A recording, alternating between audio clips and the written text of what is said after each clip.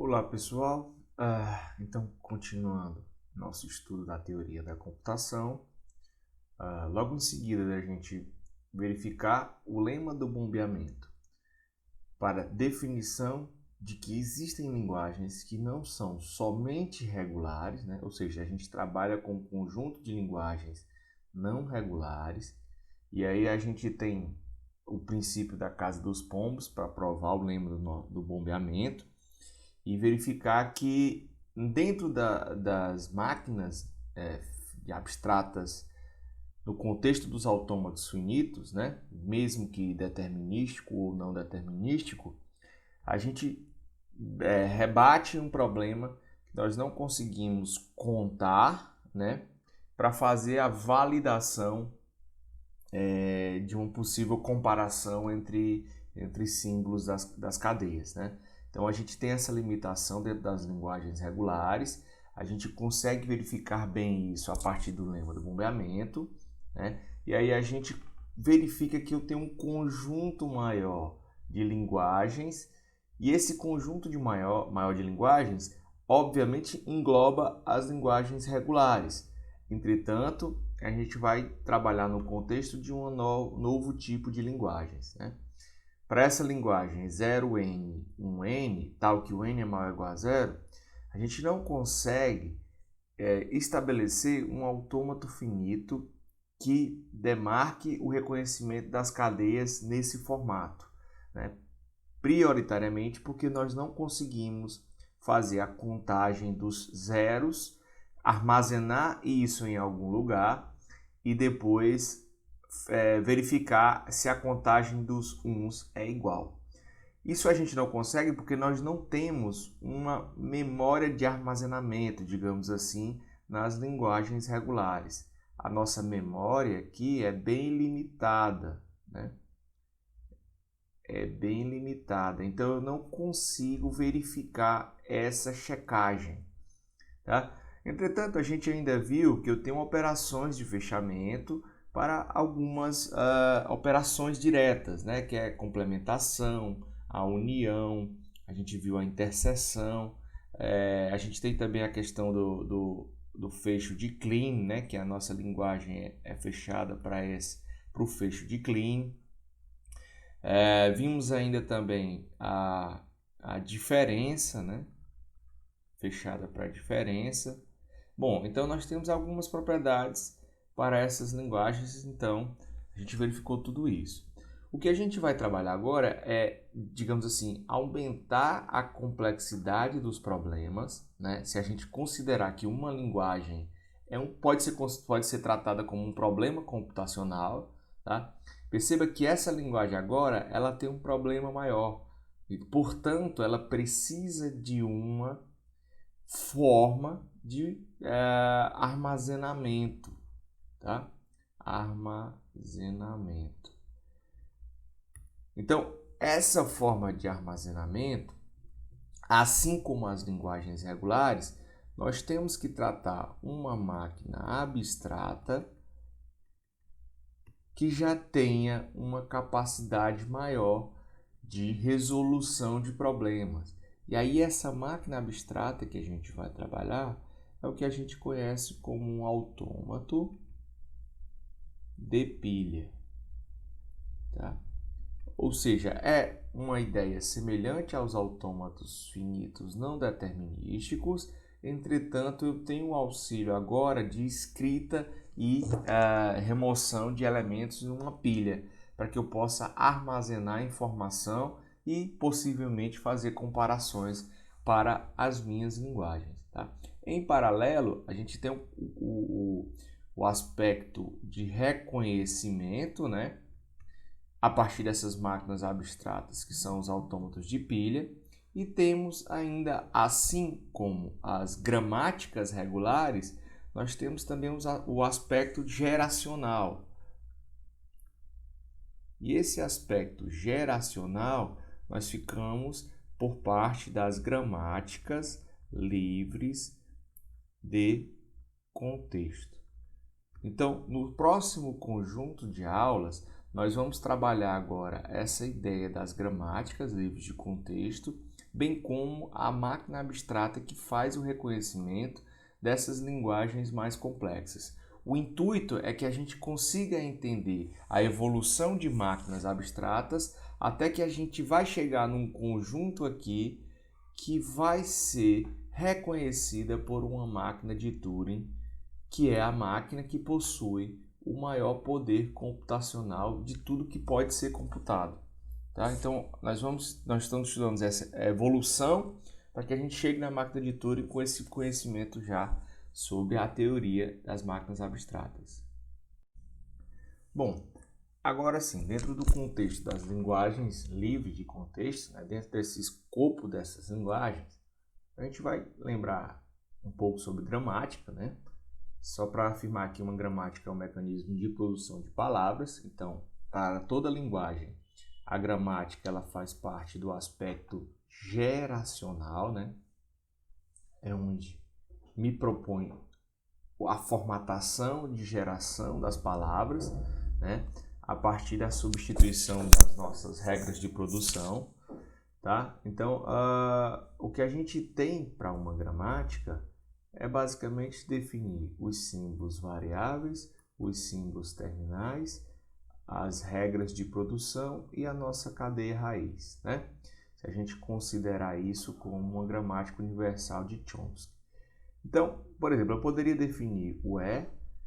O E pode ser a palavra vazia ou ainda o E implica em 0, é 1, tá?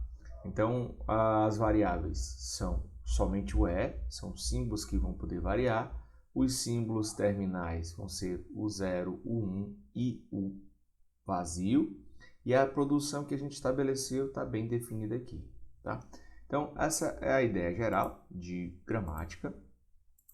E como a gente havia informado, nas linguagens regulares, uma gramática regular tem uma característica diretamente de limitação para as suas regras de produção, tá? Então, vamos pensar o seguinte, olha, eu vou deixar de lado aquela limitação lá das linguagens regulares, em que eu tinha que ter uma gramática linear à direita ou uma gramática linear à esquerda. Vou esquecer um pouco essa limitação e vou, digamos assim, deixar mais aberto para que eu possa fazer variações nas minhas regras de produção. Então, se a gente for pensar, olha, isso aqui é minhas regras de produção, né? Então, quais seriam as palavras que são geradas ou aceitas por essa gramática? 0011 seria, aí a gente verifica a partir da derivação, né? Então, como a variável E é a minha raiz, eu posso derivar o meu E em 0, E1, e aí eu posso fazer a derivação desse próximo E, substituição pela minha regra, em 0, 0, E1, 1. Então, o que eu fiz foi substituir isso, né? Beleza? E aí, finalmente, esse meu E, eu vou substituir por vazio, 1, 1. E o vazio eu posso eliminar deixando 0, 1, 1. Né? Perdão, isso aqui não tem.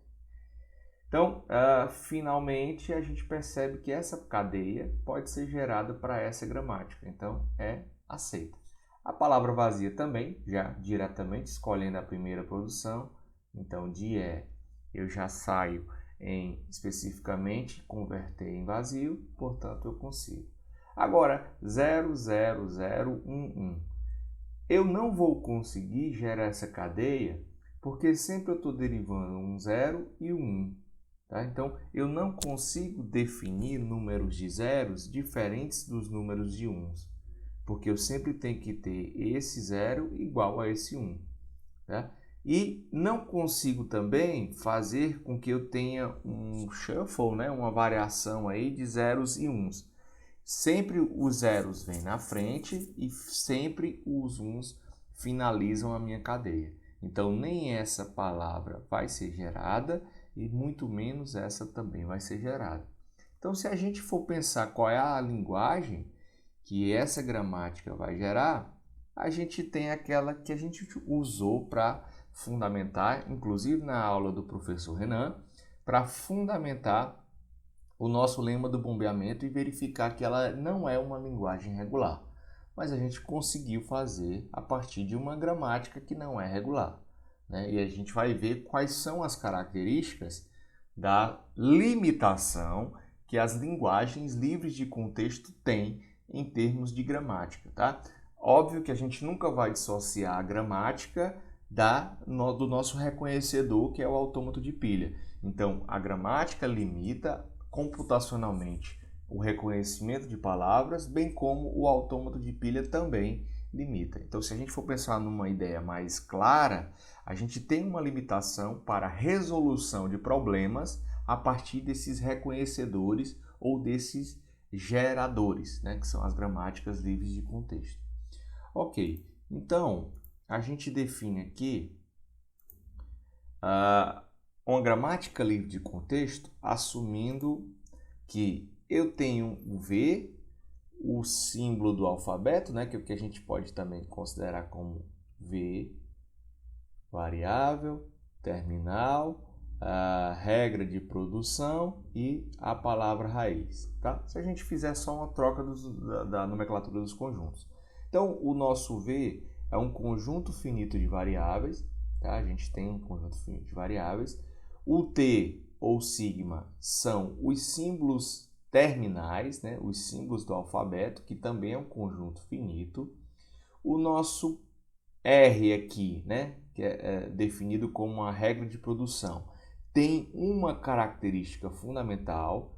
Tá? Então, se a gente considerar que o P são as regras de produção e elas têm um formato alfa, implica em beta.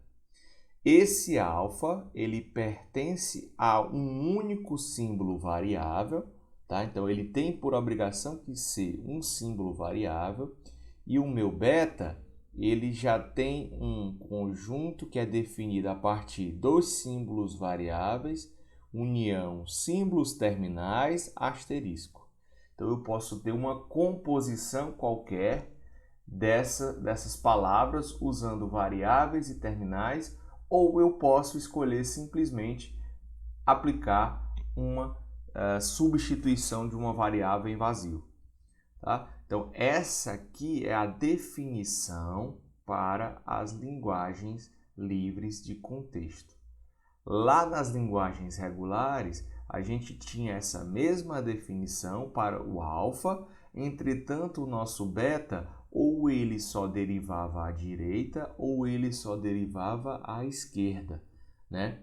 Nesse caso, a gente pode derivar tanto à direita quanto à esquerda, usar variáveis, né? Como deixar um elemento central para ser o derivador. Então, a gente já tem um nível de complexidade maior a partir da definição dessas gramáticas. Tá? Então, o nosso reconhecedor, muito, né, dentro desse contexto, ele vai entender uma complexidade também maior de reconhecimento. Bom, então, para deixar mais clara a definição das gramáticas de contexto, aqui tem um exemplo da nossa gramática, de uma gramática G1, onde eu tenho apenas o E como símbolo de expressão, o mais, o asterisco, o abre colchete, fecha colchete e o ID como símbolo terminal. O P é nosso conjunto que rege as regras, né? E o nosso E é a raiz de definição. Então, todas as cadeias vão ser iniciadas no aspecto de derivação a partir do nosso E. Então, perceba por que essa gramática ela é livre de contexto por definição. Então, qual foi a definição que a gente fez? Que a gente tem um conjunto de produções, alfa implica em beta, o nosso alfa pertence ao V, e, consequentemente, o beta ele pertence a uma variação possível dos símbolos variáveis e terminal asterisco, né? Então, perceba aqui, olha, todas as produções do lado esquerdo, todos os alfas, têm essa característica que a gente definiu. Então, a alfa pertence a um símbolo variável. E todas as características de beta se enquadram perfeitamente nessa definição, porque é mais é. Esse é um símbolo que pertence a V, o mais pertence a T e o E pertence a V. Não tem problema porque eu estou diante disso asterisco, né? Então eu posso fazer variações desses elementos sem problema algum na transcrição, na substituição, né, das minhas produções. Então essa gramática ela é definida como uma gramática livre de contexto. Tá? A gente pode também trocar fazendo a ideia do ou, né? Só para tornar uma legibilidade maior na nossa gramática. Então, eu posso separar as produções, tanto como eu posso deixar desse formato. Isso vai ser crucial, pessoal, a nossa definição de gramática livre de contexto, porque algumas propriedades de fechamento, assim como a linguagem regular, elas são mais fáceis, digamos assim, entre aspas, né? Elas são mais diretas ou mais, digamos assim, de uma forma mais fácil de entendimento quando eu trabalho a partir da gramática. E aí a gente sabe que nas linguagens livres de contexto, as gramáticas livres de contexto, elas vão ter um poder equivalente de definição a um autômato de pilha, né? Assim como a gente tinha lá com as gramáticas regulares e os autômatos finitos e as expressões regulares. Tá? Então, isso é importante que a gente tenha em mente para que na hora que a gente for trabalhar com provas sobre fechamento nas linguagens livres de contexto, a gramática também seja uma ferramenta que me permita realizar essa prova. Bom, então vamos construir algumas gramáticas livres de contexto a partir da definição para algumas linguagens de exercício. Tá? Então, considerando essa primeira linguagem, a gente vai definir agora as regras, sabendo que o nosso alfabeto é 0 e 1. Então, essa linguagem, basicamente, ela define todas as palavras possíveis dentro do alfabeto 0 e 1. Então, qualquer variação entre zeros e uns devem ser verificadas nessa gramática. Então, eu vou considerar aqui o meu S como a variável inicial. E aí, esse S, ele pode ser derivado em vazio para assumir o nosso asterisco. E aí eu posso fazer a seguinte derivação. Olha, o meu zero pode ser definido a partir do próprio S, né? Se eu fizer essa derivação, e o próprio 1 pode seguir do S. Então, quando eu faço essa gramática, isso me permite assumir que, por exemplo, a cadeia vazia já vai por definição, então eu posso derivar S em vazio, ok. Eu posso derivar S em 0, S, tá? E derivar o S em vazio, o que torna a cadeia 0.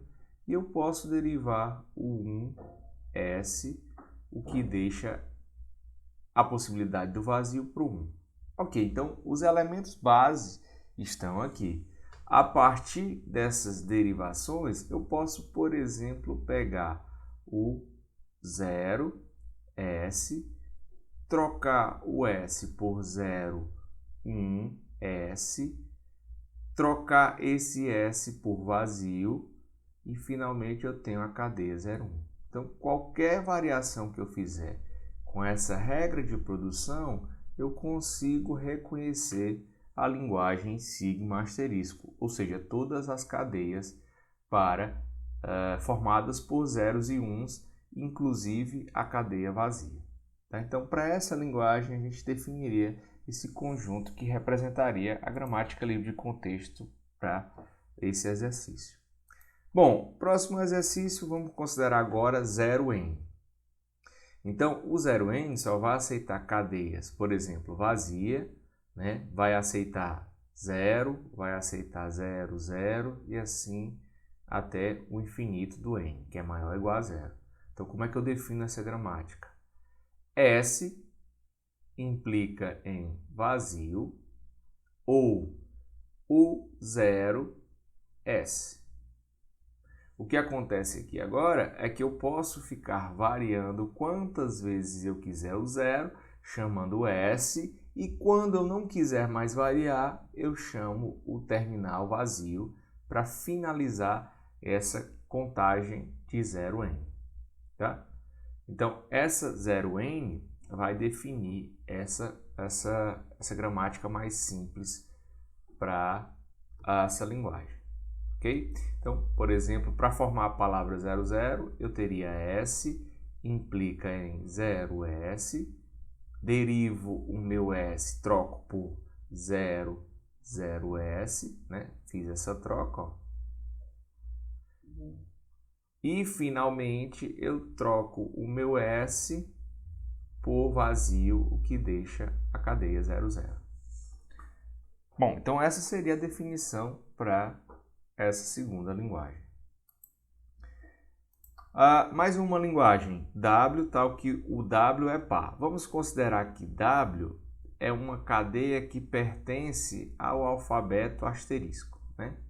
Então pode ser qualquer cadeia de zeros e uns, mas ela tem que ser par. É uma definição da minha linguagem. Então vamos traçar aqui algumas palavras. Por exemplo, vazio ou 00, né, porque é par, ou ainda 01 é par, ou 10 ou 11, ou ainda 10, e assim sucessivamente, desde que seja par. Então, como é que eu definiria essa gramática? Então, eu vou fazer um S aqui. Esse S pode derivar vazio. Vou fazer um embaixo do outro, tá? Ou o S pode derivar 0, S0, tá? Porque aí sempre eu vou ter cadeias pares. Ou o S pode derivar 0, S1. Ou o S pode derivar 1, S0. E, finalmente, o S pode derivar 1, S1. Tá? Então, dessa forma, eu consigo gerar as cadeias com a característica de que W é par. Então, para essa gramática, eu consigo, por exemplo, sair de S e gerar 0S0, substituindo o S por, sei lá, 0S1, eu teria 0, 0S1, 0, e substituindo o S por vazio, eu teria 0010. Essa cadeia pertence a W e ainda assim é par. Então, todas as composições de cadeias que eu defini a partir dessa gramática vão ter o número de símbolos par.